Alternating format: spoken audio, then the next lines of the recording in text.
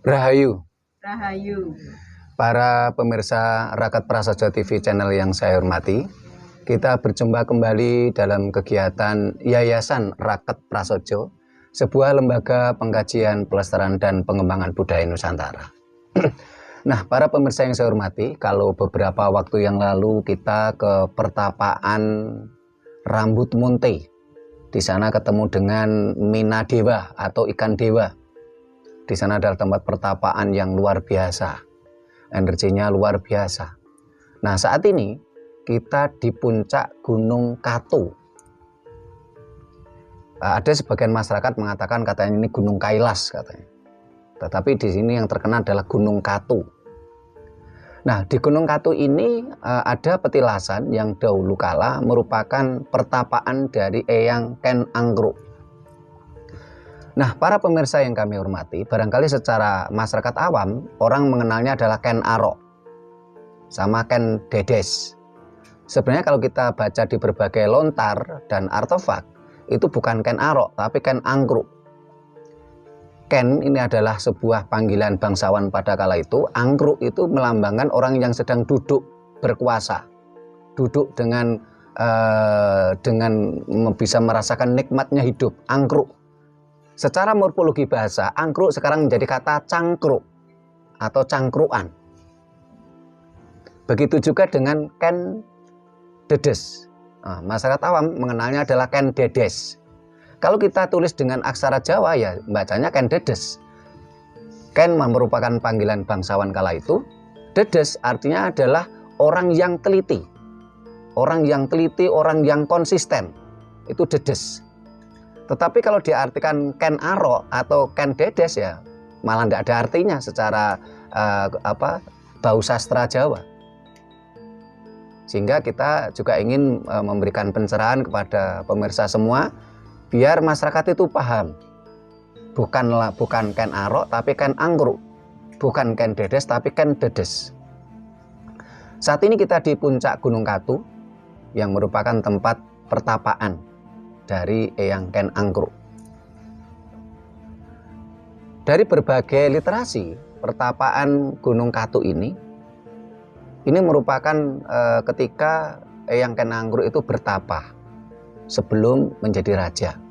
Tetapi setelah menjadi raja pun beliau juga masih waktu-waktu tertentu bertapa di sini. Sehingga ketika beliau meninggal, beliau diperabukkan di Kagenengan yang lokasinya pun juga tidak terlalu jauh dari tempat ini. Nah, para pemirsa yang saya hormati, untuk mencapai puncak ini, ini jalan kaki ya melewati hutan belantara. Tadi sama Mas Puji kameramen juga sudah diambil gambarnya, nanti ditayangkan di video.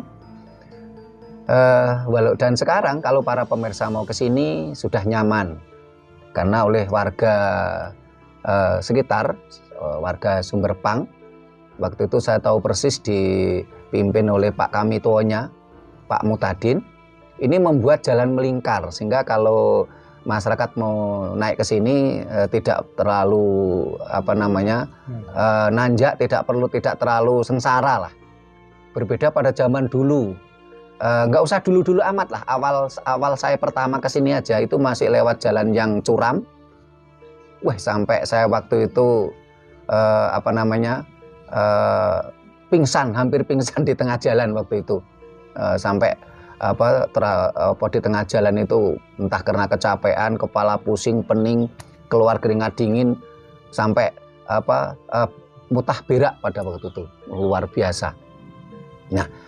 Nah para pemirsa, ini kita berkali-kali melakukan ritual di sini, dan di sini sudah terbangun ada semacam rumah pendopo yang bisa untuk kita berteduh kalau hujan ya. Nah di pertapaan Eyang Ken Anggruk ini kalau kita lihat ini ada di ujung di sebelah sana itu ada patungnya Lembu Andini. Nah ini Mas Puji kameramen untuk di zoom ya, ini arcanya Lembu Andini. Tapi sayang kepalanya hilang. Kita nggak tahu siapa yang merusak atau mengambil, karena ada yang cerita yang ngambil katanya pemerintah kolonial Belanda. Tapi ada juga yang bercerita katanya yang mengambil itu adalah salah satu warga, nggak tahu orang mana yang ngambil. Sampai diceritakan katanya yang mengambil kepala itu sampai gila. Ada juga yang bercerita kepalanya ini ditaruh di tempat pundennya desa Permanu, di daerah ya bawahnya sini, dekat sini, daerah Kecamatan Pakesaji, Kabupaten Malang. Kalau Gunung Katu ini masuk wilayah desa Sumbersuko, Kecamatan Wagir, Kabupaten Malang. Kata Permanu sendiri ini termasuk desa tua. Permanu, Manu itu adalah dari kata Sang Hyang Manu, asal muasal manusia menurut cerita sejarah Jawa. Sang Hyang Manu, manusia pertama di muka bumi ini. Manu berkembang menjadi man dalam bahasa Inggris, manusia dalam bahasa Indonesia. Nah ini berawal dari kata Manu, bahasa Jawa kuno. Ini sayangnya kepalanya terpotong, kita nggak tahu siapa yang motong ya. Terus di depannya ini ada watu dakon, ini ada watu dakon berlubang 9. Watu dakon ini dahulu kala untuk menghitung hari. Jadi tahun-tahun itu kalau kita lihat ini batu andesit ini ya memang benar-benar pada masa Singasari ya, karena batu andesit ini memang kalau dikatakan ini tempat dulu pertapaannya Eyang Ken Anggruk ya berarti kurang lebih abad ke-11, abad ke-12 ya, abad ke-12 ini, sehingga leluhur kita abad ke-12 ini sudah ada peradaban cara menghitung hari dengan watu dakon ini ya, watu dakon ini. Jadi peradaban menghitung hari itu sudah ada sejak dulu di leluhur kita. Memang oleh orang-orang tertentu, terutama ajaran Dayoh itu mengatakan ngapain hari itu dihitung, semua hari itu baik katanya. Tapi kalau di dalam konsep ajaran Jawa sekaligus ketika kita bicara fakta, ya semua hari itu baik. Tetapi hari baik untuk si A, si B, si C itu tidak sama. Faktanya bagaimana? Banyak contoh yang kita berikan, umpamanya taruhlah hari Rebu Pahing gitu. Untuk si A dia ini hari baik karena kebetulan pada hari itu dia mendapatkan rezeki, jualan laris ya, atau umpamanya kalau orang istilahnya yang gampang orang kadang-kadang untuk goroan itu beli togel menang ya, berarti hari Rebo Pahing itu untuk si A hari baik. Tetapi untuk si Z hari Rebo Pahing itu dia kecelakaan. Berarti apa? Hari baik untuk si A. Rebo Pahing adalah hari baik untuk si A, tapi hari apes untuk si Z. Dan itulah bukti kalau peradaban leluhur kita jauh lebih tinggi. Karena secara menghitung hari dengan waktu dakon ini sudah ada mulai abad 12. Ketika bangsa lain belum berpikir tentang itu, sehingga mereka mengatakan hampir semua hari itu baik katanya. Tapi ketika bicara fakta di lapangan, iya, semua hari itu baik. Tapi baik untuk si A akan berbeda untuk si Z. Ini sebagai contoh seperti itu. Nah, di sebelahnya ini adalah merupakan prasasti ini. Ini juga batu andesit. Prasasti ini masih ada kelihatan sisa-sisa aksara aksara kuno. Tidak tahu ini aksara Jawa kuno ataukah ini aksara Palawa. Yang kita belum tahu karena memang ini nampaknya rusak. Setelah itu terus untuk menyatukan supaya tidak retak ini dikasih semen, sehingga di sisi lain ya akhirnya kan aksaranya hilang. Kita tidak tahu ini aksara apa dan kira-kira dibaca pakai apa memerlukan prasasti apa ya, karena sudah mulai hilang aksaranya ya. Aksara Jawa memang cenderung ditulis di batu ya, supaya misalnya memberikan suatu cerita tersendiri kepada anak cucunya, kepada keturunannya, termasuk kita. Ya. Ini juga batunya batu andesit ini. Ini kalau kelihatan itu masih samar-samar, ini nanti Mas Puji di zoom itu ada itu di puncaknya itu ada itu nampak aksara lama itu. Bisa jadi aksara Jawa kuno atau aksara Kawi atau barangkali aksara lain. Karena di dalam prasasti di leluhur kita ini ada yang aksaranya aksara Kawi, ada yang aksaranya aksara Palawa. Ya. Ya. Kalau bahasanya, biasanya kalau nggak bahasa Jawa kuno atau Kawi, bahasa Sanskerta. Kalau aksaranya, kalau nggak aksara Jawa kuno, aksara Palawa biasanya. Dan beberapa ahli mengatakan kata Palawa itu dari kata Pali Jawa, karena memang ada dinamika budaya, misalnya saling mempengaruhi antara bahasa Pali dengan bahasa Jawa, huruf Pali dengan huruf Jawa. Ya. Nah, ini para pemirsa, kalau mau naik ke puncak Gunung Katu, nah ini nanti bisa menghubungi Pak Kuseri, juru kunci Gunung Katu yang dari desa Sumberpang. Rumahnya terakhir ya, setelah itu biasanya mobil parkir di situ, terus kita naik jalan kaki. Nah, ini saat ini kita didampingi oleh sebelah kiri saya Pak Kuseri ya. Beliau warga asli Sumberpang, lahir di Sumberpang, sehingga oleh warga sekitarnya ditunjuk sebagai juru kunci. Di sebelah kiri saya, terus di sebelah kanan saya ini Mbak Laila, istrinya Mas Puji, dan Bu Triliana Grogan. Ya, Bu Triliana Grogan ini orang Jawa yang beristrikan orang Australia. Grogan itu nama suaminya dan lama di Australia. Nah, tetapi walaupun sudah luar negeri, beliaunya masih kuat nilai-nilai kejawaannya gitu loh. Sementara banyak di antara kita, jangankan ke luar negeri, baru ke Jakarta aja pulang sudah lulu gue, sudah lupa bahasa Jawa. Nah, ini Bu Ana ini bahasa Jawanya masih bagus walaupun lama tinggal di Australia. Karena memang suaminya orang Australia. Nah, kita nanti akan ngobrol-ngobrol. Nah, ini saya ingin ngobrol dulu sama Pak Kuseri ini. Rahayu Pak Kuseri. Nah ini Pak Kuseri sebagai orang asli sini, lahir di sini, ini dulu yang Pak Kuseri ketahui ya, dulu ini kan katanya banyak arca ya Pak. Ini ceritanya gimana Pak Kuseri? Dulu ya di atas ini banyak arca. Banyak arca dulunya. Iya, sekarang ini banyak yang hilang. Iya. Seperti yang itu naga itu ada dulu. Oh dulu ada arca naga juga. Arca itu kemanten. Arca kemanten. Banyak memang banyak. Arca-arca yang banyak tadi hilangnya kemana nggak diketahui Pak Kuseri?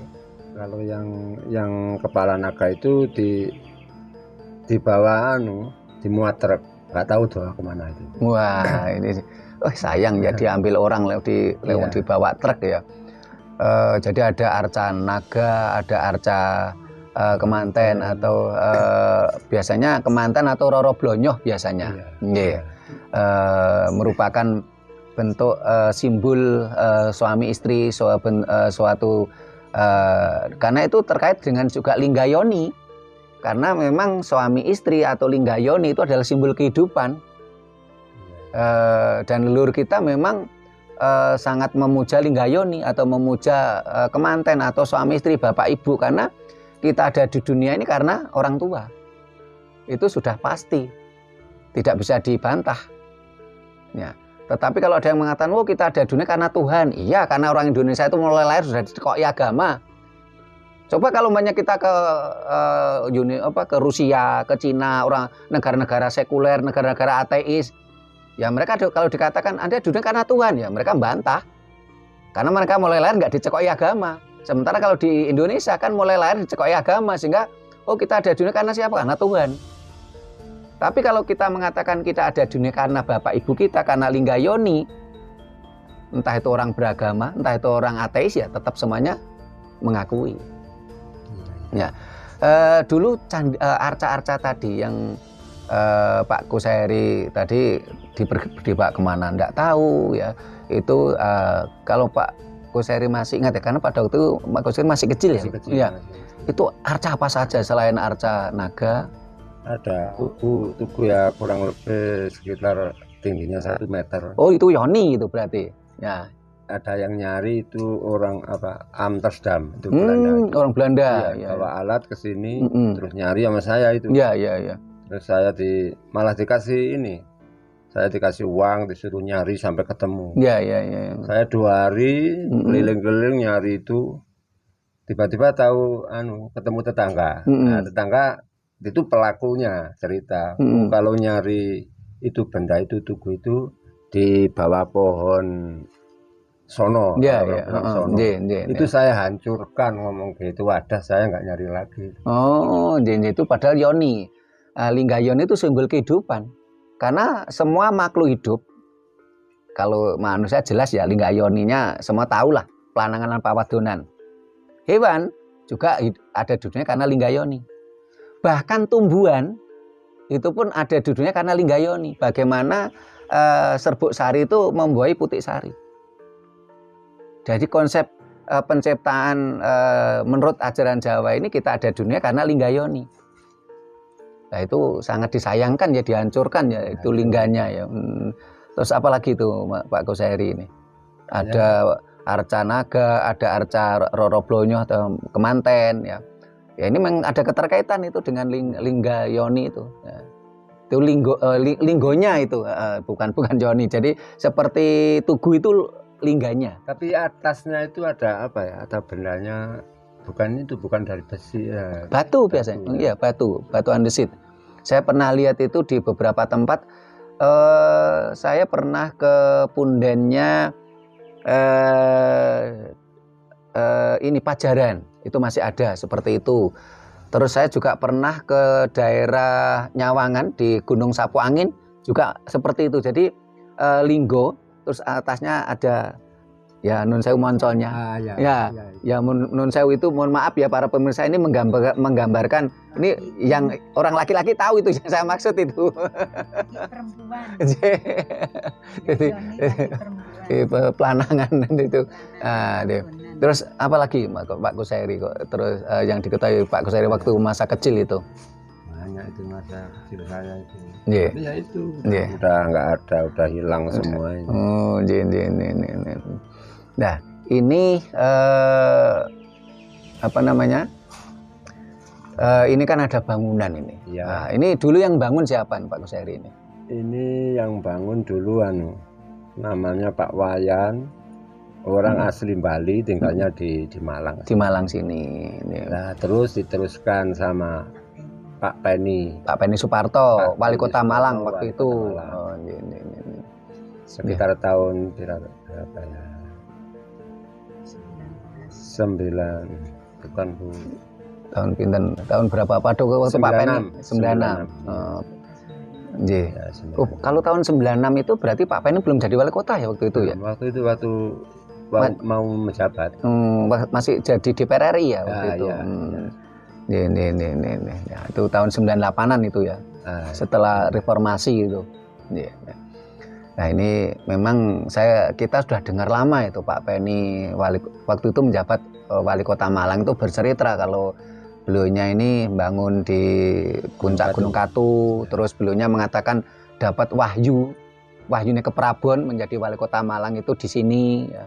Beliaunya mengakui, saya pernah dengar langsung beliaunya mengatakan seperti itu. Itu luar biasa. Ini memang kalau secara spiritual ini energinya luar biasa. Sehingga kalau Pak Kuseri sebagai warga Sumberpang memberikan kesaksian seperti itu ya memang nyata. Dan kalau diceritakan banyak yang sudah kita bantu di sini, dalam artian saya minta bantuan kita, setelah itu saya ajak ritual di sini.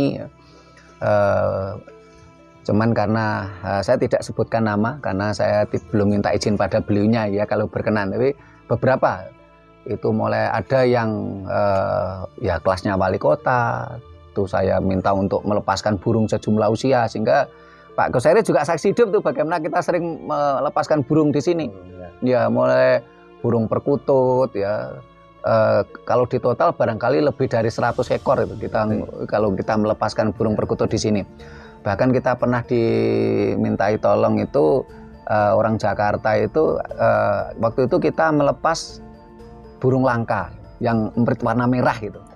Nah, luar biasa. Ini kalau para pemirsa ini nanti mau ke sini silahkan bisa menghubungi Pak Kuseri ini ya. Nah, ini tentunya merupakan perjuangan berat ya Pak Kuseri. Kita jalan kaki nggak bawa apa-apa saja. Kita kerenggosan. Bahkan tadi saya ketemu temen bawa motor aja loh, motornya capek.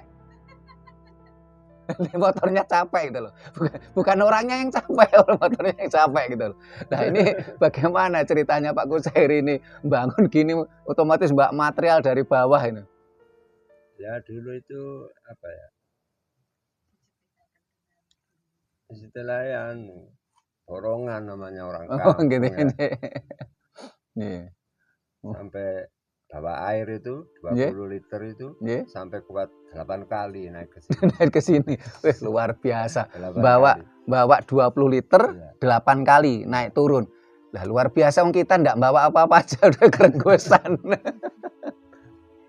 Nah, ini padahal ini otomatis bawa air, bawa material genteng, batu bata, semen, kayu. Atau kayunya ini dulu ambil di sekitar sini kan memang hutan, bukan? Atau ngambil dari bawah? Dari kota ini. Dari kota kayunya, bukan kayu hasil hutan sini ya? Bukan. Ini. Dan kalau nggak salah beberapa waktu yang lalu kan juga pernah mau dicanangkan menjadi tempat wisata, tadi gagal ya? Gagal. Barangkali luhur nggak mengizinkan, nggak merestui, ini tempat pertapaan untuk jadi tempat wisata, jadi kan nggak mengizinkan, kayaknya gagal untuk tempat wisata ini. Walaupun sebenarnya kalau itu jalan juga membawa dampak positif ekonomi warga sebenarnya ya. Iya. Apalagi yang Pak Kuseri ketahui tentang kisah-kisah terkait dengan pertapaan Gunung Katu ini, pertapaan yang Ken Anggruk. Para pemirsa, Pak Kuseri ini setiap saya ritual kesini mesti saya ajak, gitu. Termasuk tadi saya beberapa kali melepaskan burung ya, mulai dari burung perkutut, burung-burung langka kita lepaskan di sini.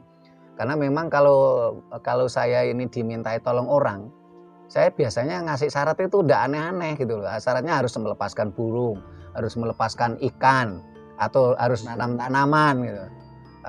Ini saya memberikan syarat seperti itu biasanya gitu loh. Nah ini kita ingin beralih ke Bu Ana ini. Apa motivasinya ini Bu Ana yang sudah lama hidup di Australia kok masih istilahnya kok masih ingin ingin Jawanya itu kok ingin kelihatan kental gitu loh ya. Terima kasih, Bobo. Kalau menurut saya sih sebenarnya sebagai seorang orang yang asli lahir di Jawa, itu sebenarnya sudah mempunyai istilahnya itu gimana ya, rasa zaman dulu orang tua kita itu kalau bicara bahasa Jawa, tradisi Jawa itu saya masih ingat betul. Tapi karena dengan modern lifestyle istilahnya, menjadi sesuatu yang udah nggak mau lagi gitu, bukan fashion istilahnya seperti itu. Tapi kalau menurut saya itu jadi terenyuh gitu, teringat ketika bertemu sama Bapak Sutrimo itu. Ini pikiran saya itu berpikir, oh iya ya, seharusnya saya itu seperti itu. Jadi akhirnya mengingatkan diri saya untuk itu istilahnya, untuk mempelajarinya lebih jauh, atau istilahnya mengingatkan, mengembalikan orang Jawa yang kembali istilahnya. Jadi ingin belajar Jawa. Iya, yang seharusnya kita sebagai orang Jawa juga harus tetap berpegang teguh seperti itu, karena itu nilai-nilai yang luar biasa yang tidak dimiliki oleh orang lain. Tidak dimiliki orang lain, oleh bangsa lain. Iya, istilahnya seperti itu. Luar biasa motivasinya Bu Ana ini. Jadi seperti yang saya gambarkan tadi, banyak di antara kita ya, teman-teman kita, keluarga kita ini orang Jawa, ya. Entah itu orang Malang, ya, entah itu mohon maaf asli saya di Solo sana, ya. Ini merantau ke Jakarta. Di sana merantau nggak lama lah, paling cuman berapa bulan atau 1 tahun gitulah. Itu pulang sudah seolah-olah nggak ngerti bahasa Jawa, udah ngomongnya udah lu gue gitu. Wah, ingin memperlihatkan kalau dia ini pernah ke Jakarta gitu lah. Sementara Bu Ana ini kan kemarin berapa lama Bu Ana di Australia itu? Saya ke Australia itu sejak tahun 2008. 2008. Iya. Lantas saya pulang itu sekitar 2016-an. 8 tahun ya. Iya. Di Australia. Iya, tapi sebelumnya juga ke sana ke sini gitu. Ya, karena prosesnya. Memang suaminya sana sehingga kadang-kadang ya ke sini ya ke sana gitu. Iya, sebelum sekarang menetap di Bali ya. Iya, betul. Jadi ya banyak sekali pengalaman. Menjadi merasa gimana ya? Bangga. Punya Indonesia, berbagai macam budaya, suku, tradisi, kayak gitu. Lantas gimana ya? Terutama suku saya sebagai orang Jawa super bangga sekali. Super bangga. Ya. Mudah-mudahan dengan proses yang luar biasa nanti Bu Ana menjadi Jawa, tidak hanya sekedar suku Jawa. Gitu. Prosesnya. Karena memang ajaran Jawa adalah ajaran yang universal, yang tidak memihak bangsa Jawa. Sehingga walaupun orang Australia, orang Belanda, orang Jepang itu bisa jadi Jawa, tetapi yang keturunan suku Jawa malah belum tentu bisa menjadi Jawa kalau tidak mau berproses. Sehingga seringkali ada rumor di masyarakat itu, oh bocah ki ora Jawa. Nah ini Bu Ana kepingin berproses menjadi Jawa. Sudah apa saja yang Bu Ana lakukan untuk berproses itu tadi? Ya, terutama sih melihat tentang kehidupan modern sekarang ya.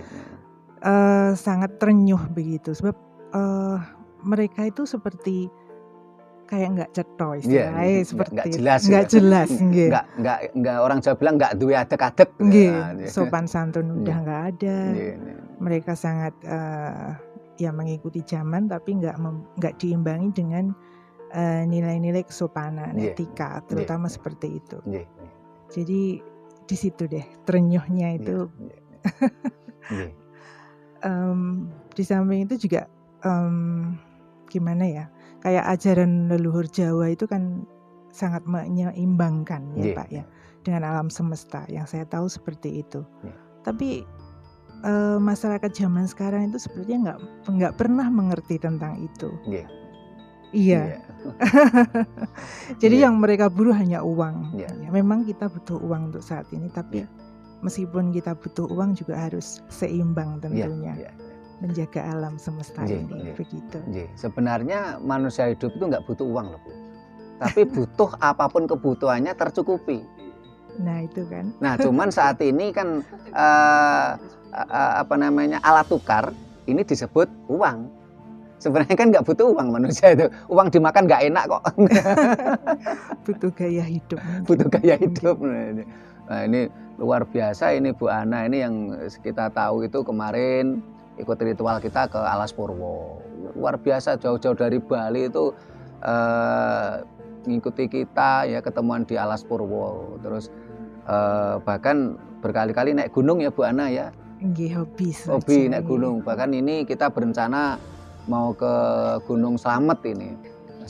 Kita mau diajak naik Gunung Slamet yang lewat utara, lewat Pemalang. Karena beberapa waktu yang lalu kita naik Gunung Slamet lewat Banyumas, lewat Pancuran Pitu. Nah, ini kita mau diajak lewat Pemalang. Nah, Bu Ana yang hidupnya sudah modern lifestyle ya, dengan gaya hidup modern ya. Setelah itu udah lama di Australia.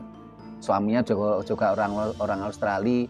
Lah ketika ibu ngikuti ritual, entah itu ritual sendiri, entah itu kalau ngikut kita baru 2 kali ya Bu Ana malah ya. Ya di Alas Purwo dan sekarang di ini ya. Nah ini apa yang ibu dapatkan itu? Kalau digambarkan itu susah ya Pak ya. Awalnya itu saya kan suka mendaki awalnya. Lantas entah kenapa itu membuka alam pikiran saya. Saya harus belajar bagaimana sih istilahnya tuh gimana ya, antara saya dan alam ini begitu. Nah, harus bersinergi.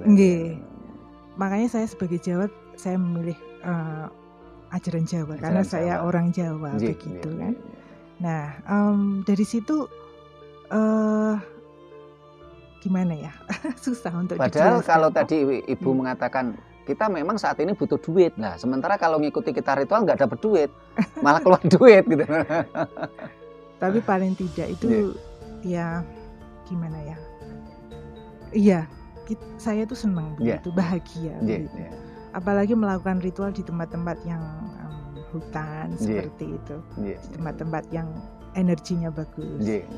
Itu yang saya rasakan, Pak. Ini luar biasa nih para pemirsa ini. Jadi memang kebutuhan manusia itu kan ada yang material, ada yang imaterial, ada fisik, ada psikis. Ya, kalau orang hanya mengejar material, ya tentunya ya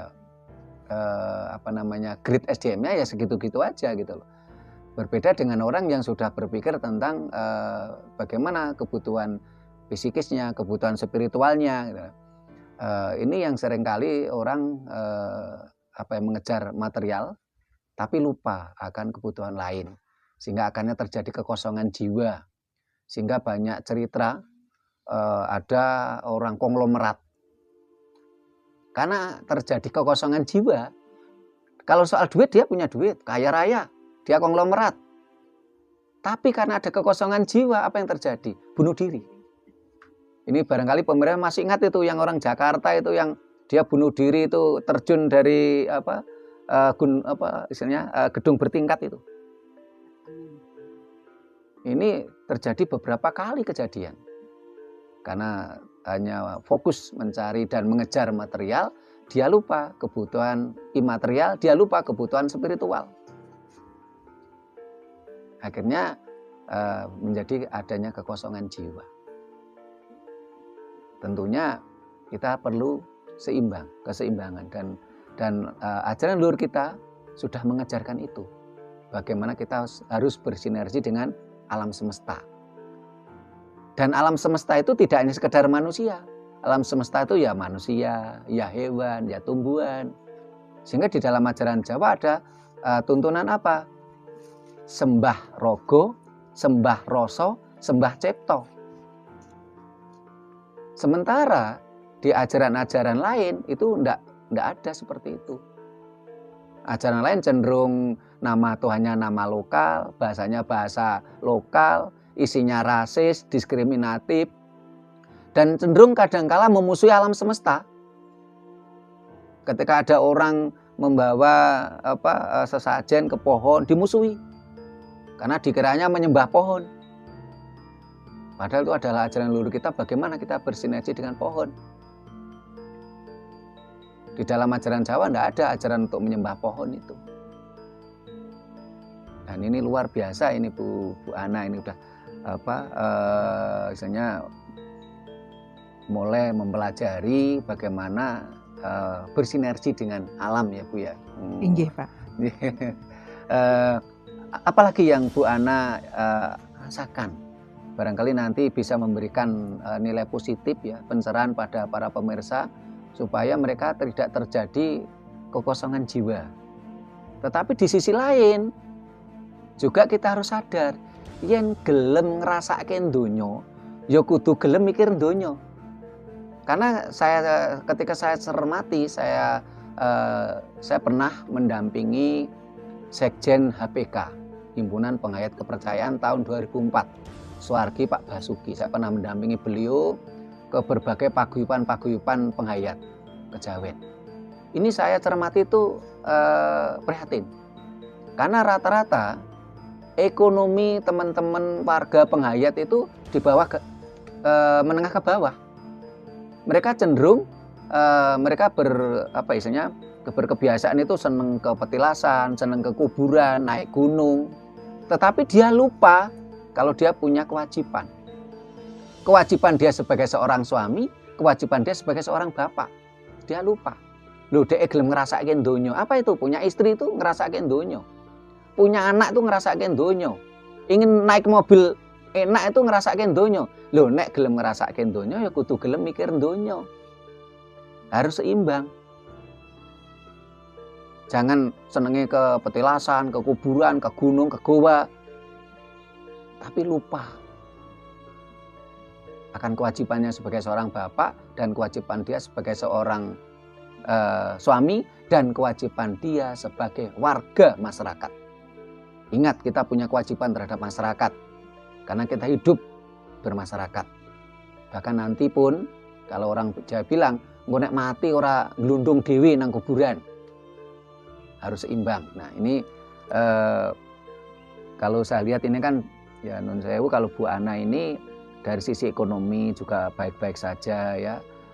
Tetapi ada keseimbangan. Saya lihat sekilas, saya mengenal Bu Ana sekian dekade ini. Nah, ini gimana pesannya Bu Ana ke pemirsa ini? Ya. Iya. Kalau menurut saya, Bapak ya, kadang saya tuh, ini pengalaman saya aja.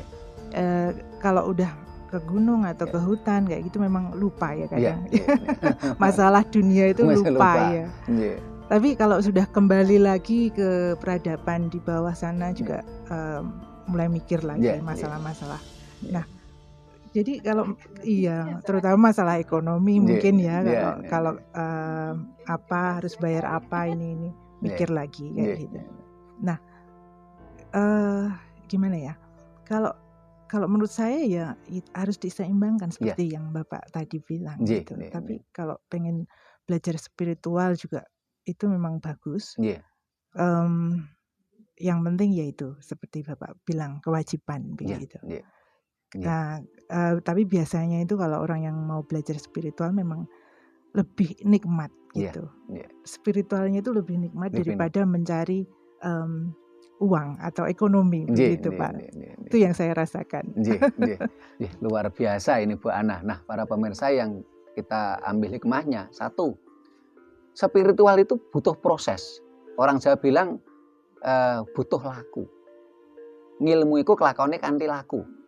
Yen ilmu kelakone kanthi sinau. Spiritual butuh proses. Bukan sekedar katanya orang lain. Bukan sekedar menurut riwayat, katanya, jarini, tapi lakukanlah itu.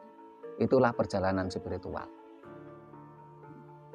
Dan yang kedua ya harus kita garis bawahi bahwasanya kita ini punya 3 kewajiban para pemirsa. Pertama, kewajiban kita terhadap masyarakat, karena kita anggota masyarakat. Sehingga di dalam ajaran Jawa tidak boleh kita itu inklusif. Misalnya menyendiri, merasa, oh derajat saya lebih tinggi, nggak pantas itu kumpul sama orang-orang. Itu apa? Inklusif Bu ya istilahnya ya? Nggih, Pak. Ya. Itu tidak boleh dalam ajaran Jawa seperti itu. Merasa dirinya, saya ini derajat saya kan lebih tinggi, itu saya tidak cocok sama sama orang-orang itu. Sama pembantunya. Tidak boleh seperti itu, ajaran Jawa nggak boleh seperti itu. Kita punya kewajiban terhadap masyarakat karena kita anggota masyarakat. Sehingga kita bersyukur karena kita dalam berteman ini ya, ini mulai dari kelas bawah ya, kita sampai kelas atas kita berteman. Kita tidak membeda-bedakan orang. Sampai pengalaman kemarin ya, di video kita sudah kita sampaikan, ada salah satu pemirsa kita namanya Mas Ahmad Yani. Itu pemirsa channel YouTube kita, mencari kita. Itu sampai depan rumah itu tidak berani masuk itu. Tidak berani masuk rumah kita, Bu. Karena merasa dirinya orang kecil. Padahal ya rumah kita ya cuma segitu itu. Nah, padahal kita tidak pernah membeda-bedakan gitu loh. Akhirnya karena saya kan juga kasihan ya, ini orang ini udah sampai depan rumah tidak berani masuk. Terus pulang lagi gitu loh. Akhirnya esok harinya saya datangi rumahnya. Saya datangi, baru beliaunya si Mas Ahmad Yani ini merasa kekeluargaan ya dengan kita. Akhirnya mau datang, bahkan sudah berkali-kali Mas Ahmad Yani ikut siaran kita di channel YouTube kita ada itu. Nah, ajaran Jawa tidak boleh inklusif. Kita harus bermasyarakat. Kita punya kewajiban terhadap masyarakat karena kita adalah anggota masyarakat. Yang kedua, kita punya kewajiban sebagai seorang suami bagi laki-laki yang sudah beristri dan kewajiban seorang istri bagi perempuan yang bersuami. Ini tidak boleh lalai. Sehebat-hebatnya kita di luar, kita adalah seorang suami bagi istri kita. Sehebat-hebatnya wanita di luar, dia adalah seorang istri di rumah. Kita punya kewajiban sebagai istri dan atau sebagai suami. Dan yang ketiga, kita punya kewajiban sebagai seorang bapak atau sebagai seorang ibu. Inilah ajaran Jawa. Kita tidak boleh lalai akan kewajiban kita. Jangan berharap surga kalau kewajiban ini kita lalai. Ingat, surga itu milik kita loh ya. Surga itu milik orang Jawa. Karena surga itu memang bahasa Jawa, bukan bahasa Arab. Jadi yang punya surga itu orang Jawa, bukan orang Arab. Jadi kita jangan berharap surga kalau 3 kewajiban tadi kita lalai.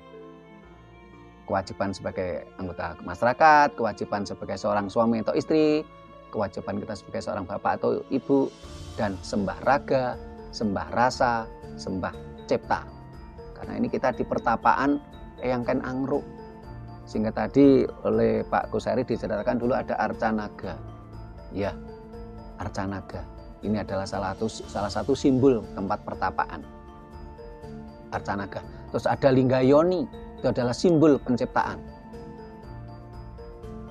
Kalau naga itu simbol pertapaan. Karena naga Allah ini adalah merupakan manusia punya kehendak itu karena saraf belakang. Orang Jawa ulo-ulo atau naga. Ketika tulang belakang kita ini sudah sarafnya rusak, orang sudah tidak punya keinginan. Jadi saraf tulang belakang ulo-ulo ini adalah merupakan saraf yang manusia menjadikan punya keinginan dan berkoneksi dengan otak kita. Dan itulah orang Jawa dulu sudah punya pemikiran seperti itu. Kenapa kok ini orang Jawa mengatakan ulo-ulo? Ulo-ulo itu naga. Karena seperti ular ya. Seperti ular, dan itu naga. Naga itu keinginan. Sehingga ketika orang ini tidak mampu mengendalikan keinginan, tidak mampu mengendalikan naga, ya dia akan dikendalikan naga. Dikendalikan nafsu. Seharusnya, sehingga di dalam pertapaan biasanya digambarkan arca naga. Ini adalah simbol keinginan, simbol godaan, simbol nafsu, simbol keinginan. Terus ada Linggayoni, simbol penciptaan.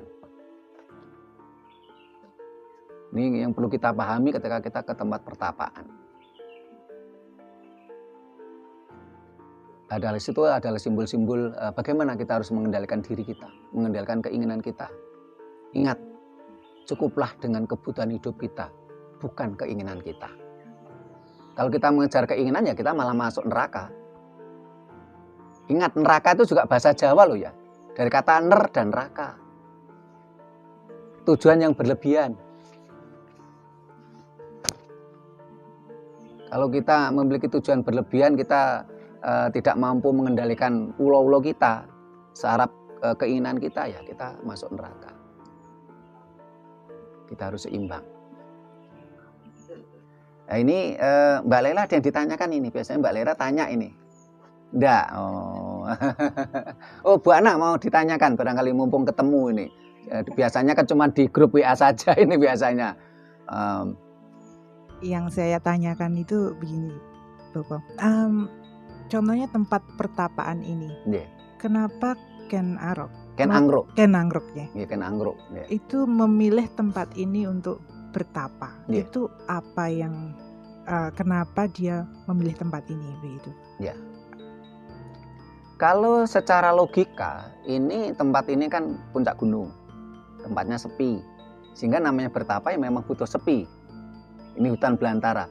Ini tahun 2023 saja tempatnya sepi, apalagi abad 12. Mungkin rumahnya Bapak belum ada. Belum ada ya? Karena Sumber Pang ini termasuk desa baru, Sumber Pang ini. Kalau Permanu itu desa tua. Jadi ketika kita melihat nama-nama desa, kita sudah bisa akan mengklarifikasi, oh ini desa tua. Oh ini termasuk desa baru. Ya. Itu bisa tapi kalau ada Sumber Suko, ini nampaknya lebih duluan Sumber Pang daripada Sumber Suko. Nama desanya kan Sumber Suko. Nah itu duluan Sumber Pang. Karena kata Suko, ini sudah setelah abad 15. Nah, dari nama-nama desa tadi udah kita ketahui, ini desa tua. Nah bisa jadi dulu ini peradaban pertama itu adalah di Permanu. Oh nanti supaya Bu Ana tahu tempatnya desa Permanu, nanti polingnya saya lewatkan sana nanti. Iya. Itu yang pertama, secara logika seperti itu. Ini ada tempat sunyi, ya. Bisa kita bayangkan, bisa kita renungkan. Tahun 2023 aja masih seperti ini. Apalagi abad 12. 1000 tahun yang lalu gitu loh. Barangkali lebih sepi lagi. Di sisi lain, leluhur kita ini kan terbiasa memiliki kemampuan sinergi dengan alam. Karena memang ajaran Jawa itu berdasarkan serateles, alam semesta. Orang Jawa selalu diajarkan bagaimana kita harus bersinergi dengan alam. Kita harus berharmonisasi dengan alam. Nah, ketika seseorang sudah mampu bersinergi dengan alam, tentunya dia akan bisa menangkap energi-energi alam. Dan energi Gunung Katu ini luar biasa. Kalau tadi Pak Kuseri menceritakan bagaimana Pak Penny Suparto ini melakukan ritual bertapa di sini. Dapat wahyu keprabon, jadi wali kota Malang 2 periode. Terus ada pernah yang cerita itu caleg ya Pak Kuseri ya, caleg jadi. Ini yang lewat Pak Kuseri. Yang lewat saya ada wali kota, ada bupati. Minta bantuan kita. Cuman permasalahannya, kalau di dalam ajaran Jawa, ini kan ada ajaran tuh sutik njaluk, sutik nampe. Pantang meminta, pantang menolak. Sehingga walaupun kita pernah nolong seperti itu pun kita tidak boleh minta. Kalau mereka ngasih ya kita terima. Sehingga kalau kita berpikir kalau ingin makan kenyang ya kita kerja. Sebagai saya punya kewajiban sebagai seorang suami, sebagai seorang bapak, dan sebagai anggota masyarakat ya saya bekerja. Saya tidak wong Jawa ngaranin jaga nih, pawelian tidak. Kita sutik njaluk, sutik nampik, pantang meminta, pantang menolak. Ya. Energinya luar biasa. Bahkan pertama saya naik Gunung Katu ini ada pengalaman yang lucu, tapi ya tragis. Waktu itu saya diajak Suhargi Pak Misran. Pak Misran ini salah satu anggota kita yang punya ilmu luar biasa. Sayangnya sudah meninggal dan ilmunya tidak diturunkan ke orang lain. Pak Misran Suwargi ini mampu memanggil sukma. Jadi pernah ya kita waktu itu dimintai tolong orang. Orang ini kepingin tahu leluhurnya. Leluhurnya itu siapa saja. Nah, anggota keluarga tadi ini disuruh kumpul. Waktu itu ada sekitar ya 10 orang lah waktu itu anggota keluarga tadi. Terus Pak Misran tuh memilih salah satu anggota keluarga tadi yang dilihat secara fisik dan secara psikis ini punya kemampuan untuk dipinjam raganya. Akhirnya leluhurnya itu dipanggil, memanggil sukma, dimasukkan ke yang bersangkutan tadi. Jadi tidak ada unsur rekayasa. Sementara kalau paranormal lain kan kadang-kadang rekayasa. Jadi dia bakar dupa, setelah itu diem, terus suaranya dibesarkan gitu, atau dikecilkan gitu. Loh kalau itu anak kecil aja bisa, dalang bisa.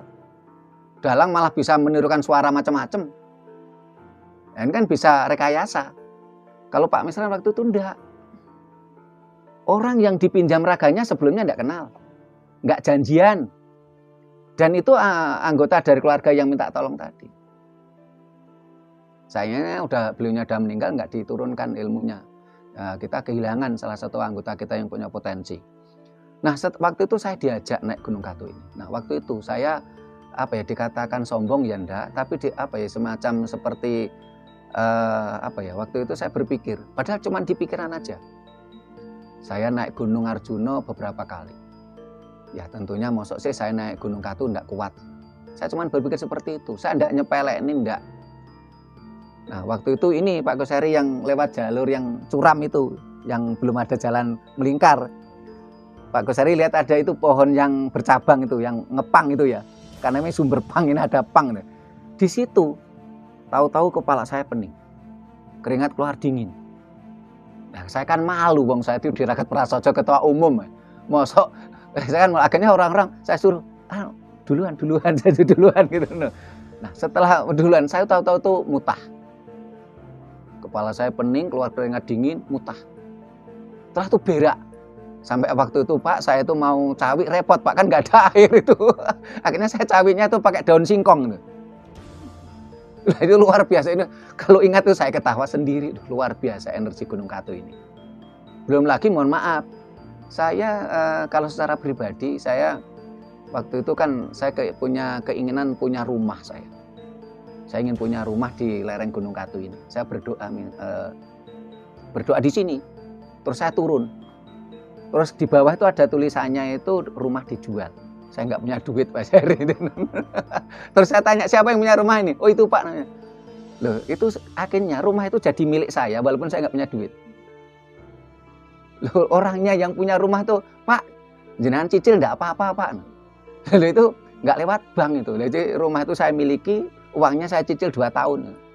Ya memang semuanya berproses ya, nggak ada namanya uang itu turun dari langit, itu nggak ada, semuanya berproses. Ini luar biasa energinya di Gunung Katu ini. Jadi kalau para pemirsa mau ke sini silakan, tolong jangan sombong ya. Pengalaman saya dipakai, waduh nanti repot nanti kalau kepala pening keluar keringat dingin mau mutah ini tadi Mas Puji aja sempat ngalamin juga begitu nanti kepalanya pening keluar keringat dingin tadi. Barangkali itu Bu Ana, kenapa kok leluhur kita dulu memilih ini? Karena leluhur kita tadi kan sudah terbiasa dengan ajaran harmonisasi dengan semesta, bersinergi dengan semesta, akhirnya bisa menangkap energi semesta, sehingga akhirnya Ken Arok pun menjadi raja di Singhasari. Dan ingat, Singhasari ini menguasai Asia Tenggara. Singhasari itu apa? Majapahit itu? Sebelum Majapahit. Sebelumnya. Sebelum Majapahit. Bahkan pendiri Majapahit, Raden Wijaya ini mampu membesarkan Majapahit karena pada masa pemerintahan Kertanegara di Singhasari, Raden Wijaya ini adalah menteri luar negerinya. Sehingga pengalaman diplomasi luar negeri Singhasari ini yang dipakai oleh Raden Wijaya. Sehingga akhirnya Majapahit itu mampu menguasai 2/3 dunia. Ya. Dengan cara apa? Ekspansi tanpa invasi. Nah, luar biasa toh. ekspansi tanpa invasi, tanpa penaklukan, tanpa pemaksaan kehendak. Luar biasa leluhur kita itu. Dan Ken Arok lah, Ken Angkruk ya, ini adalah pendiri Singhasari. Penguasa Asia Tenggara itu berapa? 1/3 atau 1/5 dunia ya. Asia Tenggara dikuasai. Ya, luas sekali. Luas sekali wilayah kita.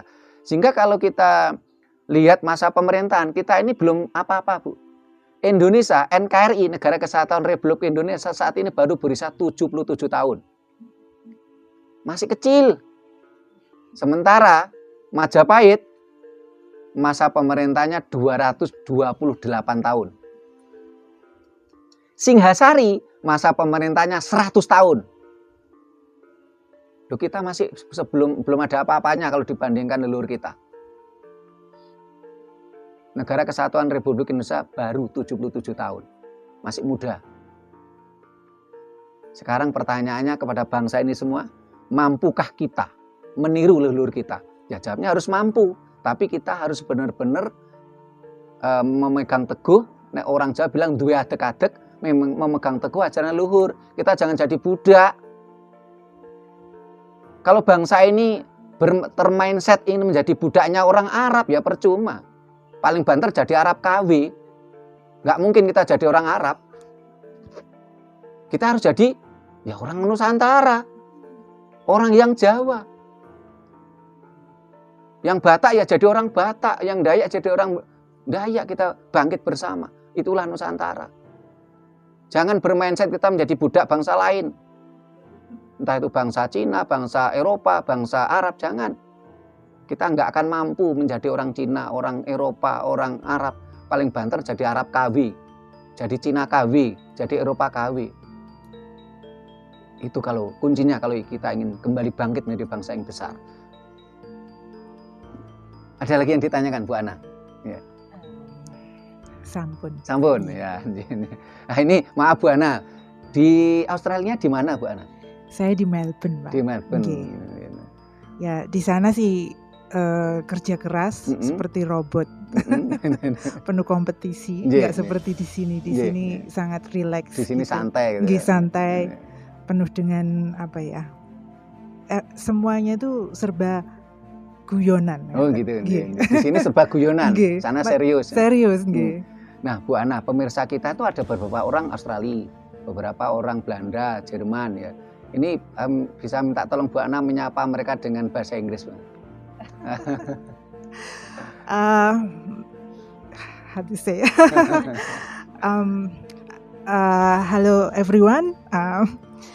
I am here in Java, so I hope you understand what we have. Channel this channel and Rakyat Prasaja TV, and I hope everyone understanding about what is Java and what is Indonesia is about. Thank you. Terima kasih Bu Ana. Bu Ana menguasai bahasa Inggris, bahasa lain? Bahasa Inggris, bahasa Indonesia sama bahasa Amerika. Apa bedanya bahasa Amerika dengan bahasa Inggris? Sama aja. Logatnya. Kan dulu Amerika juga merupakan peralihan politikus Inggris kan waktu itu yang tempat pembuangan ya ceritanya itu. Ya sebenarnya sih sama Pak, cuman gayanya logatnya yang berbeda. Kayak Jawa. Barangkali kayak Jawa Timur ya Malang sama Banyumas ya ngapak-ngapak gitu ya. Mirip tapi tidak sama gitu ya. Terima kasih Bu Ana. Nah, para pemirsa yang saya hormati, demikian tadi kita ngobrol-ngobrol ya. Mudah-mudahan mampu memberikan pencerahan pada kita semua. Dan kita harap nanti para pemirsa kalau ada yang ditanyakan silakan di kolom komentar. Kalau ingin ke sini silakan langsung ke Gunung Katu, nanti bisa menemui Pak Kuseri, ini juga termasuk anggota kita ya. Atau nanti bisa dihubungi di nomor WA kita yang ada di deskripsi dulu, baru nanti kita antar ke sini atau langsung ke sini boleh. Ya. Demikian para pemirsa yang kami hormati, bila mana ada kata-kata kami yang kurang berkenan, tata krama kami yang kurang memadai, kami mohon maaf. Sampai jumpa di kegiatan kita lainnya. Rahayu.